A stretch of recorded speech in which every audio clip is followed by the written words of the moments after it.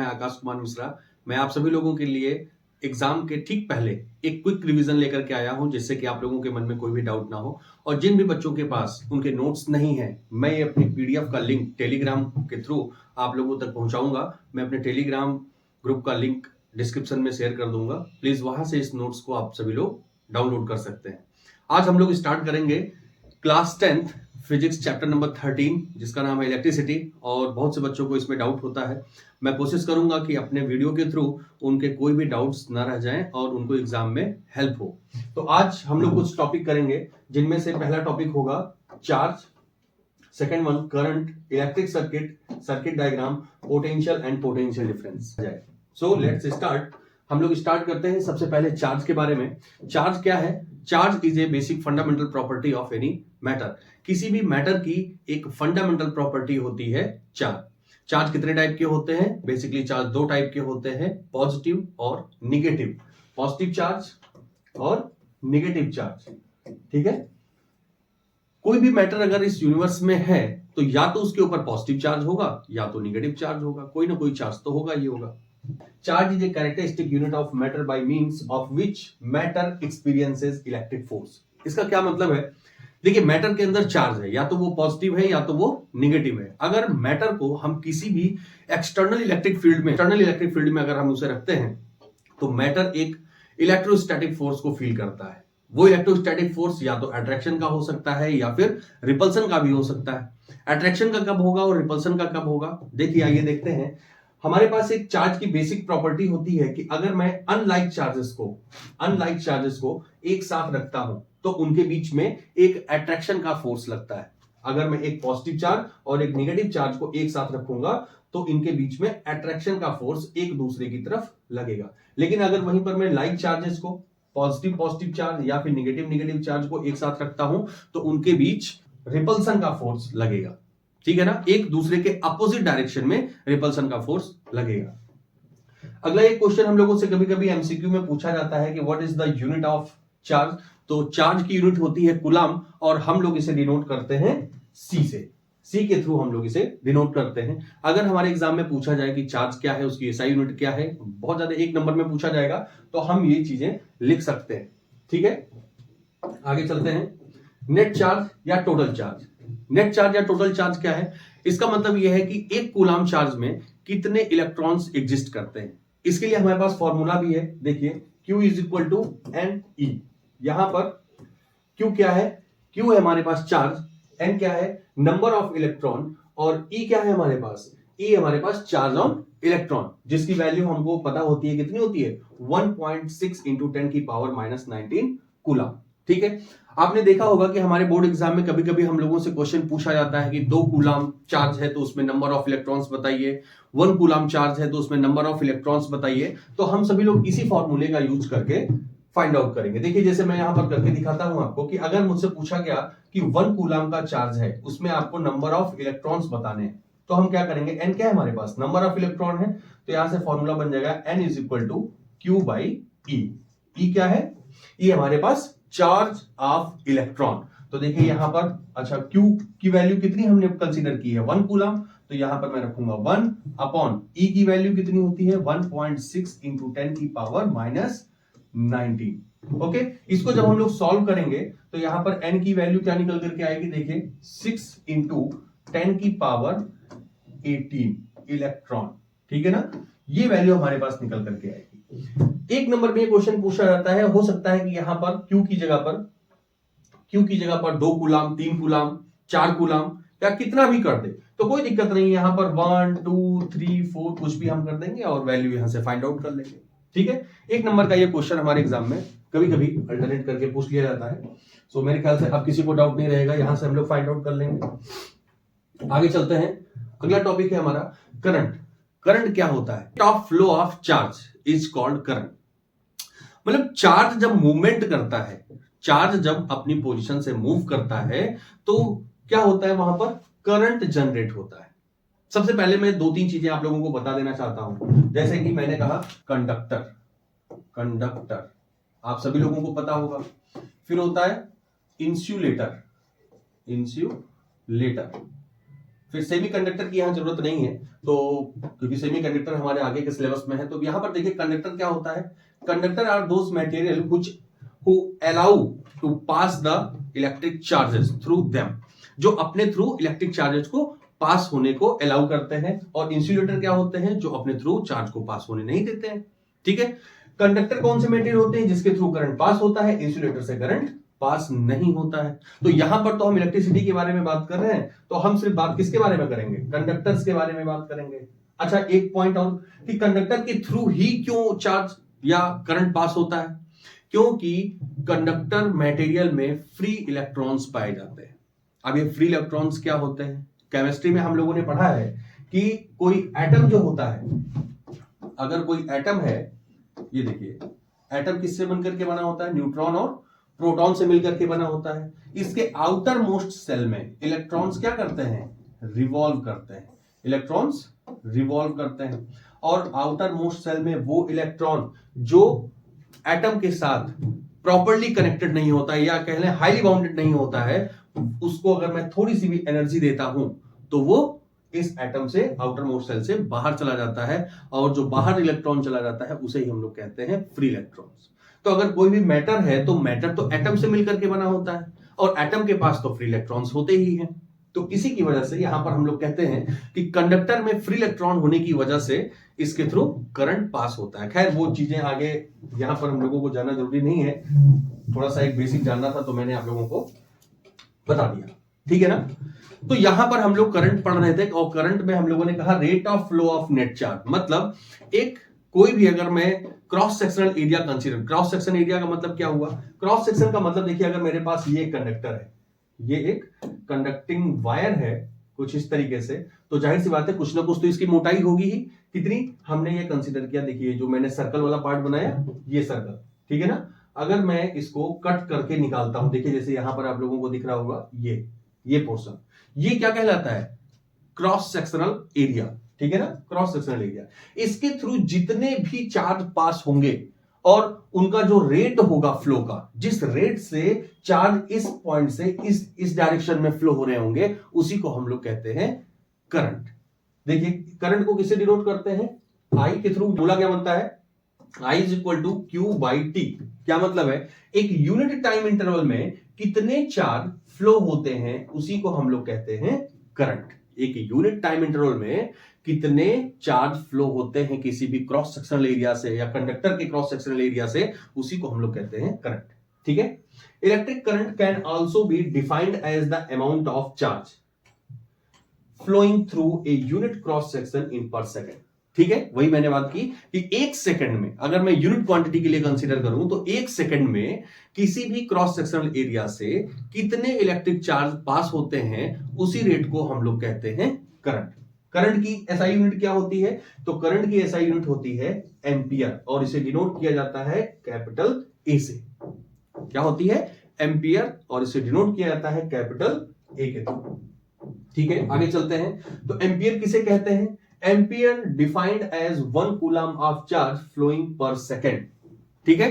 अगर एक सेकंड में 1 कूलम चार्ज किसी भी कंडक्टर के थ्रू पास होता है तो हम ये कहते हैं कि उस कंडक्टर के थ्रू 1 एम्पियर की करंट फ्लो हुई है। जैसे मान लिया मैंने कि ये हमारे पास कोई कंडक्टिंग वायर है और इसके थ्रू यहां से कोई चार्ज निकला और इस डायरेक्शन तक पहुंचने में उसको 1 सेकंड का टाइम लगा। कितना, 1 सेकंड का टाइम लगा, और वो चार्ज कितना है, 1 कूलम का। कितना, 1 कूलम का चार्ज है। अगर 1 कूलम का चार्ज एक एंड से दूसरे एंड तक कंडक्टर के पहुंचता है तो हम कहते हैं कि उस कंडक्टर में 1 एम्पियर की करंट फ्लो हो रही है, ठीक है। In an electric circuit the electric current flows in an opposite direction to the flow of electron.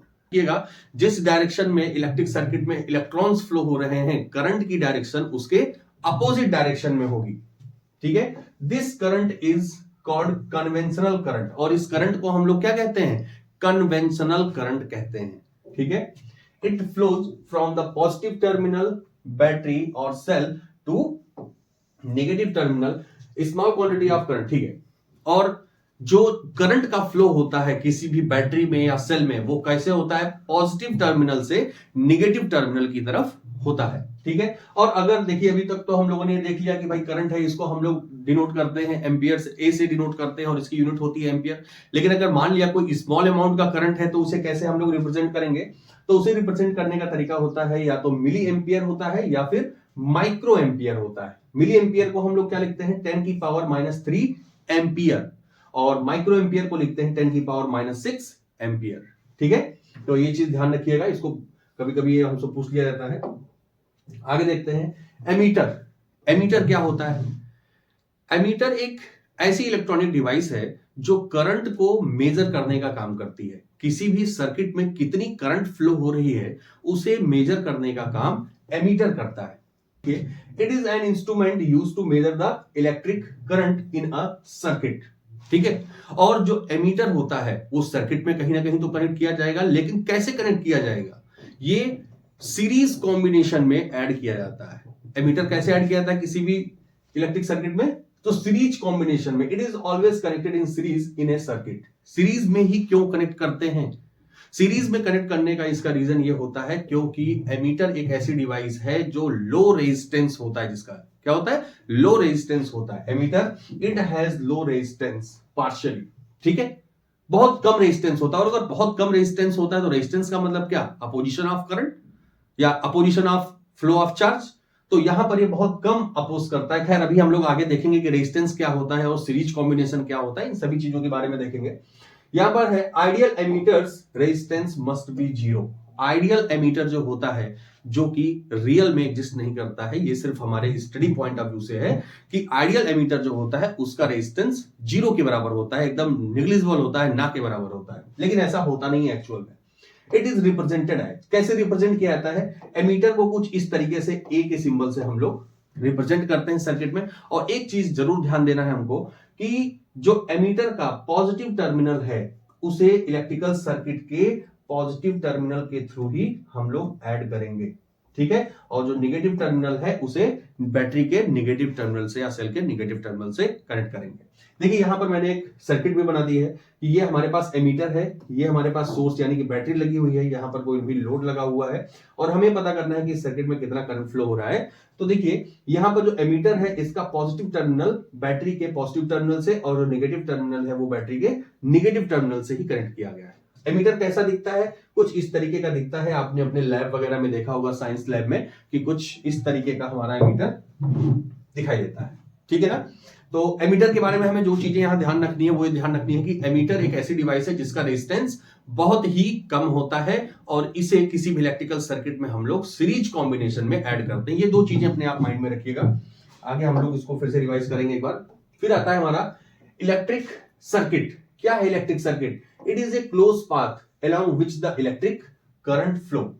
Electric circuit का मतलब एक ऐसा क्लोज पाथ होता है जिसके थ्रू करंट फ्लो होता है। कभी कभी हम लोगों से ये डायग्राम बनाने के लिए एग्जाम में पूछ लिया जाता है, the electrons can only flow when there is difference of electric potential. देखिए यहां पर इलेक्ट्रिक सर्किट पहले देखते हैं। यहां पर देखिए हमारा क्या है, बैटरी या सेल लगा हुआ है, क्योंकि इसमें दो ही टर्मिनल है तो इसमें सेल हम लोग इसको कंसीडर करेंगे। और करंट का जो फ्लो होगा वो किस डायरेक्शन में होगा, पॉजिटिव टर्मिनल से निगेटिव टर्मिनल की तरफ होगा। और यहां पर देखिए एमीटर लगा हुआ है। ये चीज जरा ध्यान दीजिएगा कि ये बैटरी का पॉजिटिव और एमीटर का भी पॉजिटिव है, यहां पर कोई भी लोड लगा हुआ है। ठीक है, और करंट तभी फ्लो होता है। देखिए यहां पर क्या लिखा हुआ था, the electron can only flow when there is difference of electric potential. Electrons तभी फ्लो होते हैं जब दोनों टर्मिनल के बीच में कुछ ना कुछ पोटेंशियल डिफरेंस होगा। क्या होता है पोटेंशियल डिफरेंस, हम लोग अभी आगे देखेंगे। In the case of electric current the flow of charge is made possible due to chemical action. क्या मतलब है केमिकल एक्शन का मतलब क्या है? देखिए कि इन्वर्टर तो सभी के घरों में होगा। देखिए कुछ इस तरीके से हमारे पास बैटरी होती है घर में, और ये उसके दो टर्मिनल होते हैं, पॉजिटिव और निगेटिव। हम क्या करते हैं, कुछ इस तरीके से कनेक्ट करते हैं, ऐसे यहां पर कोई हमने लोड लगा दिया। लेकिन यहां पर बैटरी में एक केमिकल होता है जिसको हम लोग जानते हैं किसके नाम से, इलेक्ट्रोलाइट सॉल्यूशन के नाम से। तो यहां पर इन चार्जेस का रिएक्शन होता है किसके थ्रू, इलेक्ट्रोलाइट सॉल्यूशन। आपने केमिस्ट्री में पढ़ा होगा। इलेक्ट्रोलाइट सॉल्यूशन क्या होता है, H2SO4। ठीक है, H2SO4 बेसिकली बैटरीज में फिल किया जाता है और इस केमिकल के थ्रू चार्जेस का रिएक्शन होता है, जिसके थ्रू क्या होता है, देखिए, within a cell that generates the potential difference across the terminals. ठीक है, तो ये देखिए, जो सर्किट की बात की हम लोगों ने, सर्किट बेसिकली दो टाइप के होते हैं, एक होता है क्लोज सर्किट और एक होता है ओपन सर्किट। ओपन सर्किट का मतलब क्या है? ओपन सर्किट का मतलब है कि ऐसा सर्किट जिसके थ्रू करंट फ्लो नहीं हो रहा है, जिसके थ्रू करंट फ्लो नहीं हो रहा है उसे हम लोग कहते हैं ओपन सर्किट। और क्लोज सर्किट का मतलब है कि जिस सर्किट में करंट फ्लो हो रहा है, देखिए यहां पर बल्ब जलता हुआ आपको दिखाई दे रहा है और यहां पर बल्ब नहीं जल रहा है। ठीक है, आप बस इतना ध्यान रखिएगा, ओपन सर्किट का मतलब कि इसमें करंट फ्लो नहीं हो रहा है और क्लोज सर्किट का मतलब इसमें करंट फ्लो हो रहा है। लेकिन ये किस तरीके से कट आउट किया गया है, तो यहां पर देखेंगे आप, तो एक की लगी हुई है। क्या लगी हुई है? की, या फिर इसी को हम लोग स्विच भी कहते हैं। यहां पर की ऑफ होती है और यहां पर स्विच ऑन है। ठीक है, अभी हम लोग इसका सिंबल देखेंगे आगे। तो अगर स्विच ऑन है तो जाहिर सी बात है कि करंट फ्लो होगा, अगर स्विच ऑफ है तो करंट फ्लो नहीं होगा। ठीक है, चलिए आगे चलते हैं।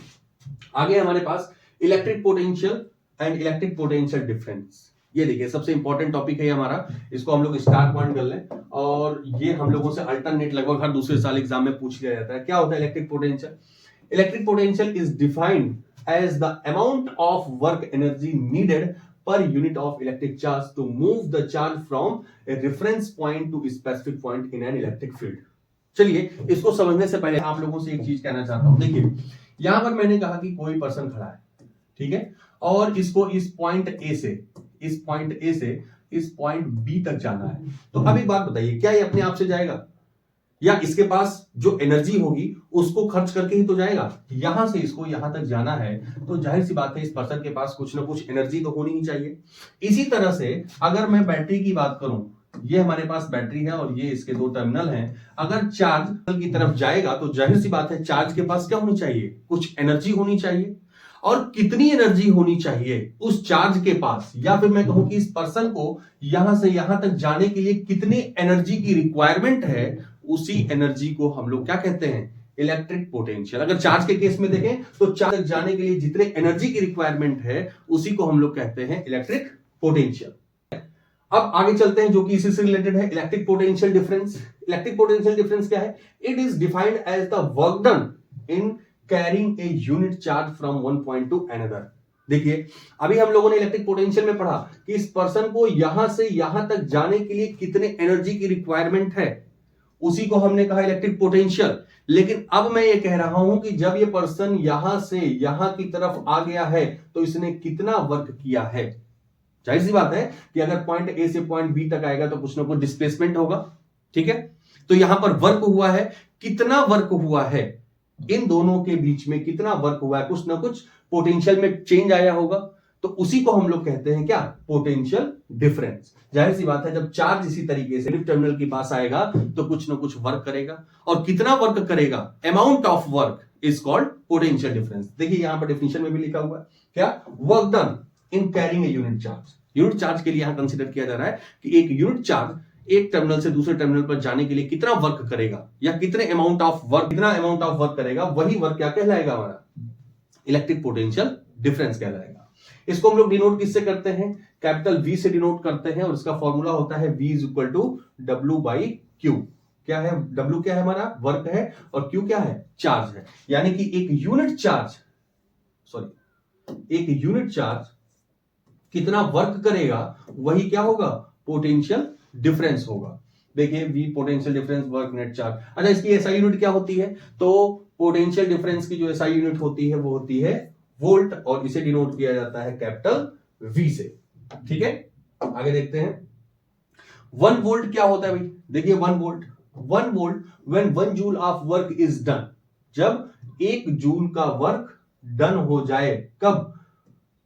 1 coulomb of charge from one point to another of A current carrying conductor, जब 1 कूलम का चार्ज एक पॉइंट से दूसरे पॉइंट तक किसी भी कंडक्टर में, जैसे मान लिया कि मैंने हमारे पास ये एक कंडक्टर है और मैंने कहा यहां पर मेरे पास 1 कूलम का चार्ज है, तो ये 1 कूलम का चार्ज जब यहां से यहां की तरफ आएगा तो जाहिर सी बात है कुछ ना कुछ क्या करेगा? वर्क करेगा। तो यहां पर अगर मैं मान लूं कि जो भी वर्क हुआ है वो कितना हुआ है? 1 जूल के बराबर हुआ है। ठीक है, the potential difference is said to be 1। ठीक है, अगर ऐसा होता है तो हम कहेंगे कि यहां पर जो पोटेंशियल डिफरेंस है वो कितना है, 1 वोल्ट के बराबर है।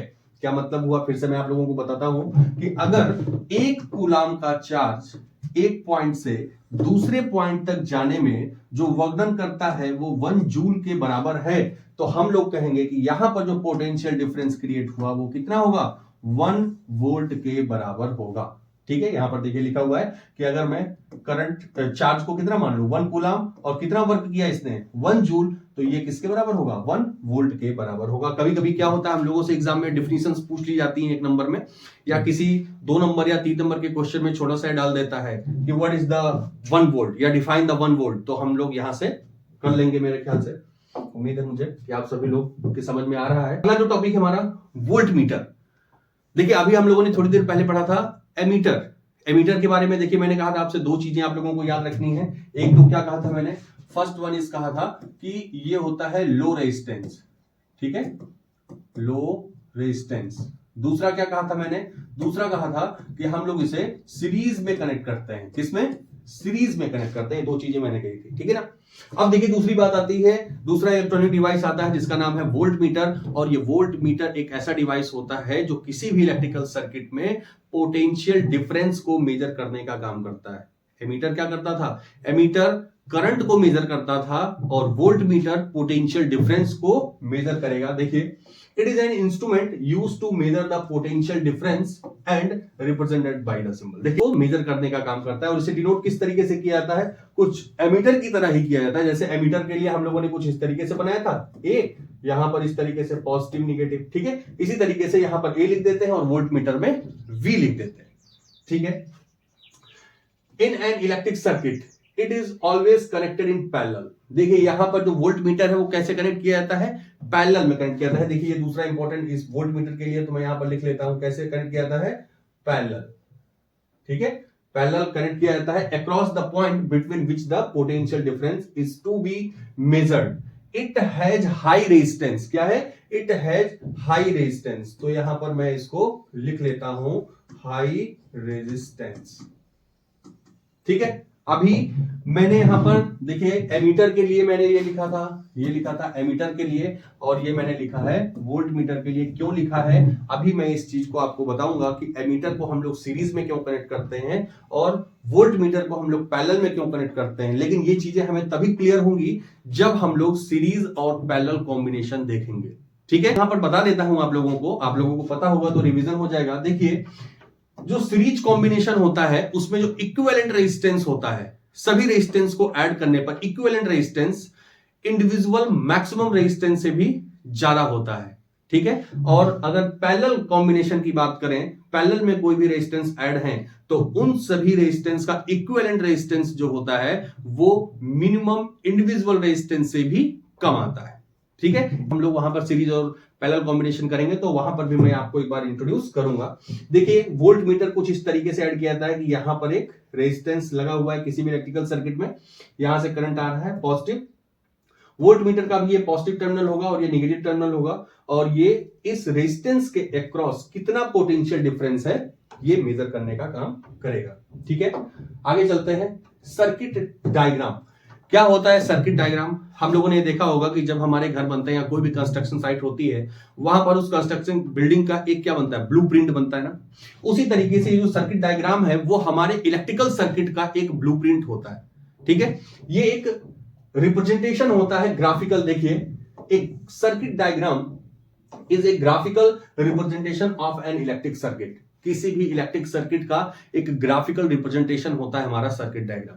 ठीक है, जिसमें की सारी चीजें हम लोग ऐड करते हैं, चाहे वो रेजिस्टेंस हो, एमीटर हो, वोल्ट मीटर हो, बैटरी हो, स्विच हो, इन सभी चीजों को हम लोग दिखाते हैं। देखिए जैसे यहां पर सबसे पहले हमारे पास एक सेल लगा हुआ है, इसका पॉजिटिव टर्मिनल गया यहां पर, देखिए वोल्ट मीटर के पॉजिटिव टर्मिनल के साथ कनेक्टेड है और रेजिस्टेंस के साथ ये वोल्ट मीटर पैरेलल में कनेक्ट है। ठीक है, यहां पर देखिए एमीटर लगा हुआ है। ध्यान दीजिएगा कि एमीटर का भी जो पॉजिटिव टर्मिनल है वो बैटरी के पॉजिटिव टर्मिनल से या सेल के पॉजिटिव टर्मिनल से कनेक्टेड है और नेगेटिव वाला नेगेटिव से कनेक्टेड है। यहां पर लगी हुई है एक स्विच। ठीक है, यहां पर एक स्विच लगी हुई है और ये जो एक रिप्रेजेंटेशन होता है किसी भी इलेक्ट्रिकल सर्किट का, उसी को हम लोग कहते हैं सर्किट डायग्राम। ठीक है, आगे बढ़ते हैं। आगे हमारे पास symbol for some commonly used instrument in circuit diagram. देखिए सर्किट डायग्राम जो हम लोग बनाते हैं उसमें कुछ कुछ सिंबल्स का यूज करते हैं, क्योंकि एग्जैक्टली तो वैसे बना नहीं सकते हैं, तो कुछ सिंबल कुछ शॉर्टकट्स हम लोग यूज करते हैं। तो जरा उनके बारे में देख लेते हैं। अगर कोई इस तरह से स्ट्रेट लाइन अगर ड्रॉ की गई है तो वो रिप्रेजेंट करती है किसको? कनेक्टिंग वायर को रिप्रेजेंट करती है। अगर कुछ इस तरीके से बनाया गया है, एक स्ट्रेट लाइन है और यहां पर आकर के टी जंक्शन बन रहा है और यहां पर कुछ इस तरीके से है, तो हम लोग ये कहते हैं कि दो वायर्स को कुछ इस तरीके से कनेक्ट किया गया है।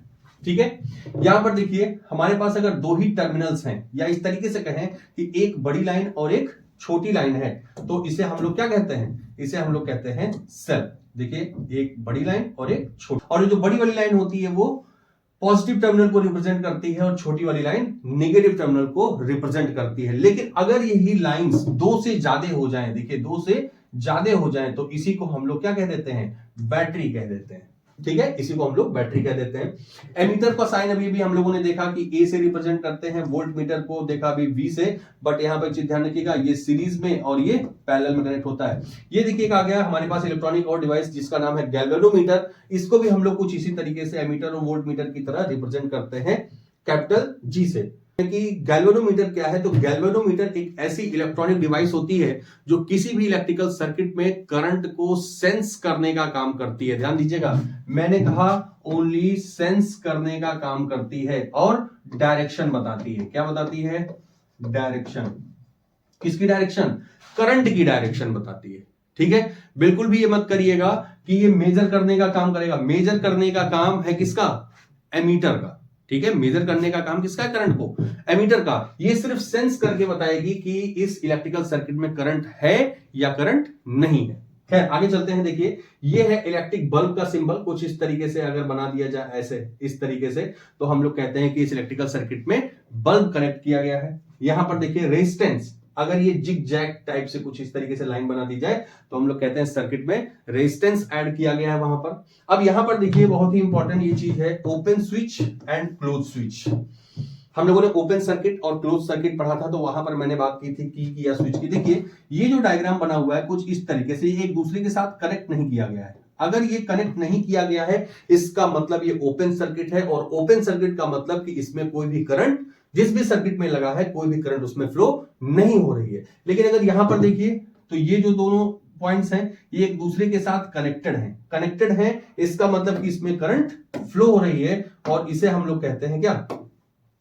Close switch. देखिए करंट इस डायरेक्शन से आएगी ऐसे, और इस तरीके से ऐसे आगे की तरफ चली जाएगी।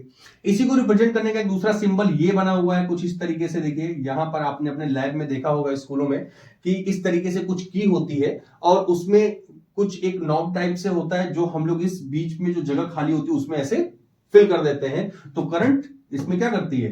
करंट कुछ इस तरीके से पास होती है, इधर से जाती है और इधर से पास हो जाती है। देखिए यहां पर बीच में लगाया गया है। ठीक है, तो ये कुछ रिप्रेजेंटेशन है हमारे 10th क्लास के स्टैंडर्ड के लिए। कुछ कॉमन सिंबल हैं जो हम लोग इलेक्ट्रिक सर्किट बनाने के लिए या रिप्रेजेंट करने के लिए वहां पर यूज करते हैं। तो मैं उम्मीद करता हूं कि ये जितने भी टॉपिक्स हम लोगों ने किए आपके पास कोई भी डाउट नहीं होंगे, और अगर आपके पास कोई भी डाउट हो तो आप कमेंट करिएगा, मैं उसका आंसर जरूर दूंगा। Thank you very much. बीच में जो जगह खाली होती है उसमें ऐसे फिल कर देते हैं, तो करंट इसमें क्या करती है? करंट कुछ इस तरीके से पास होती है, इधर से जाती है और इधर से पास हो जाती है। देखिए यहां पर बीच में लगाया गया है। ठीक है, तो ये कुछ रिप्रेजेंटेशन है हमारे 10th क्लास के स्टैंडर्ड के लिए। कुछ कॉमन सिंबल हैं जो हम लोग इलेक्ट्रिक सर्किट बनाने के लिए या रिप्रेजेंट करने के लिए वहां पर यूज करते हैं। तो मैं उम्मीद करता हूं कि ये जितने भी टॉपिक्स हम लोगों ने किए आपके पास कोई भी डाउट नहीं होंगे, और अगर आपके पास कोई भी डाउट हो तो आप कमेंट करिएगा, मैं उसका आंसर जरूर दूंगा। Thank you very much.